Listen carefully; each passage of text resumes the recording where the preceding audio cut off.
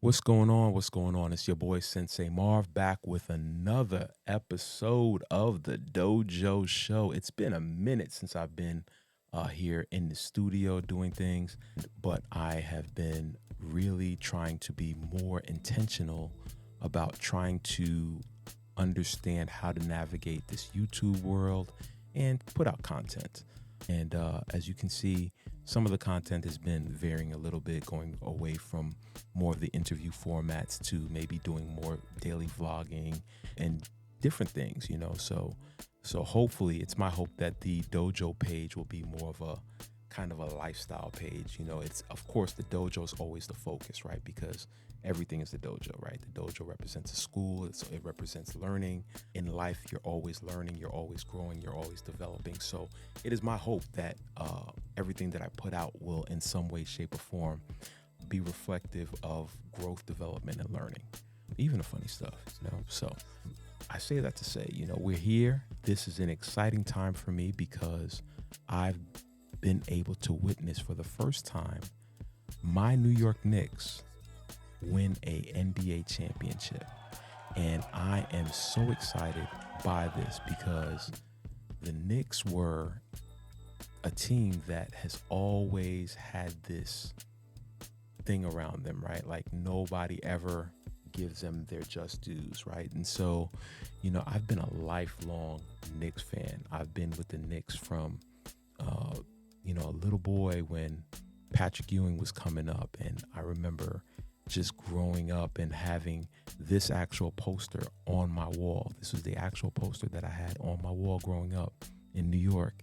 And I would come home every day and, you grow up and you want to be a basketball player and you're looking at the teams and just to kind of see like the Knicks going through the Jordan era and living through the heartache of being in the Jordan era. And then once Jordan leaves and steps away from the game, we go in there and then Hakeem gets us. And then, it's like it's one thing after another. And then, even the 99 year where Ewing was out injured and we had this 8 seed team and we made a remarkable run, only to fall up short, right? But, I say that to say like I've been a lifelong Knicks fan. So this is just something that really, really, really has me just excited and on cloud nine because, a lot of us, we really wondered when we would ever see this, right?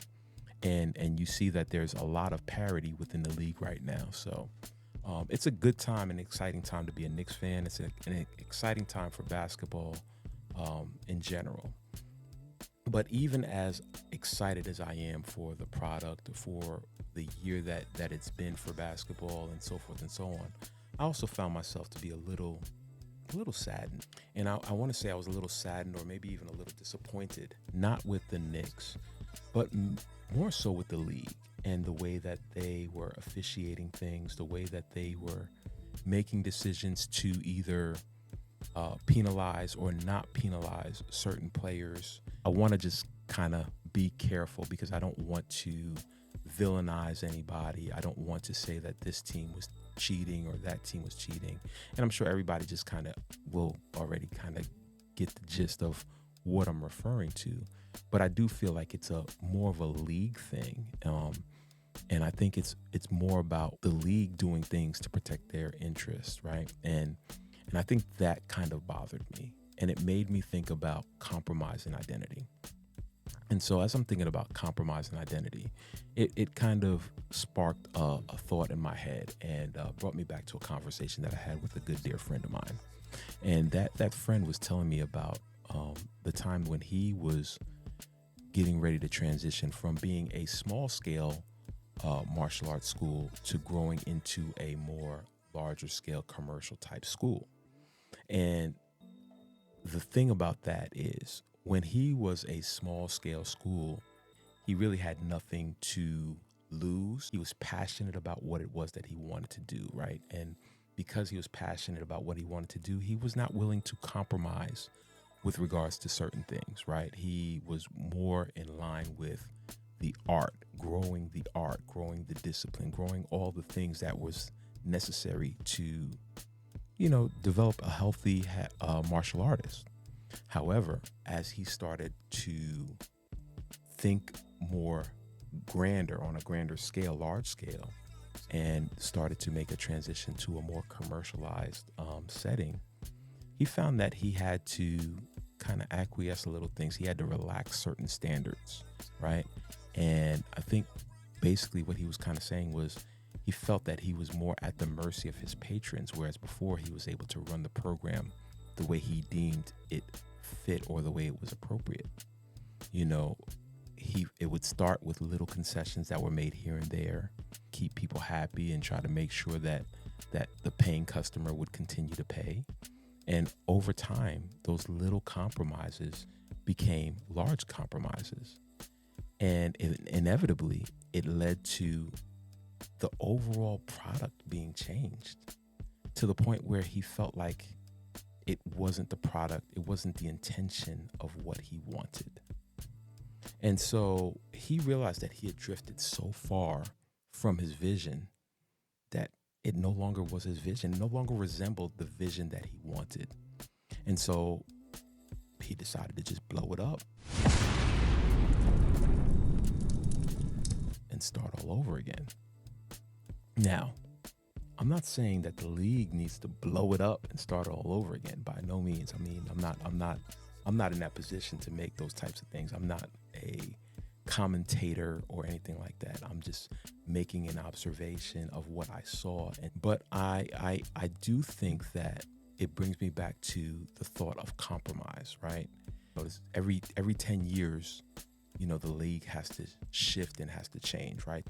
The old guard is leaving, right? The old guard is going away, and there are going to be new faces that are coming, and you have to kind of prepare for that, right? But I just think that the league needs to be mindful of the message that they're sending out with regards to how they're treating stars. Now, don't get me wrong. The league is going to always protect their stars, right? They're always going to protect their stars because the stars bring in the big bucks, right? But I do feel that equity, integrity, these are things that help develop maybe more integral stories. What could have happened if maybe a star player got a flagrant foul because of behaviors, right? Would that have caused other players to step up, maybe like the 1999 Knicks? Or would that create a less likelihood of what we call them Bush League tactics being used in games? Because, at the end of the day, some of those behaviors can have severe consequences. Somebody else could have gotten hurt, right? Whether it was the face of the league or another star player could have gotten hurt, which could have overall impacted the branding, the games, the attendance records, everything else, right? And so I just feel like fairness and consistency will always elevate a product as opposed to turning a blind eye and acting like things don't exist, right? We can create better stories when we're fair, when we're consistent. We can create a better product when we're fair and when we're consistent. My friend chose to err on the side of authenticity over the side of compromise. And I feel like the league needs to be careful about how much they're willing to bend and negotiate with certain things. Because, the league had already established themselves in terms of greatness, in terms of storytelling, in terms of history. And how much of that do you want to compromise, and how much of that will that impact going forward what the product is, right?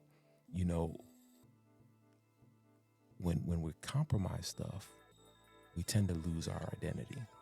And I just feel like, they're at a vital point, a pivotal point where we could potentially see the identity change as a result of things that they allow to happen. Because when you allow one person to do one thing, guess what? The next person's going to step up and do something even more egregious, or they're going to continue to try to do those things. And it's not going to stop until something happens drastically, which causes us to have to pull everything back and have to start all over again and have to really try to set rules. So, these are my thoughts. Let me know what you think. Maybe I'm reaching, maybe I'm overreaching because I'm just a diehard fanatic who's ecstatic about my team. But, maybe I do have a point. Let me know in the comments. All right? I'm going to catch y'all later on the flip side. Peace.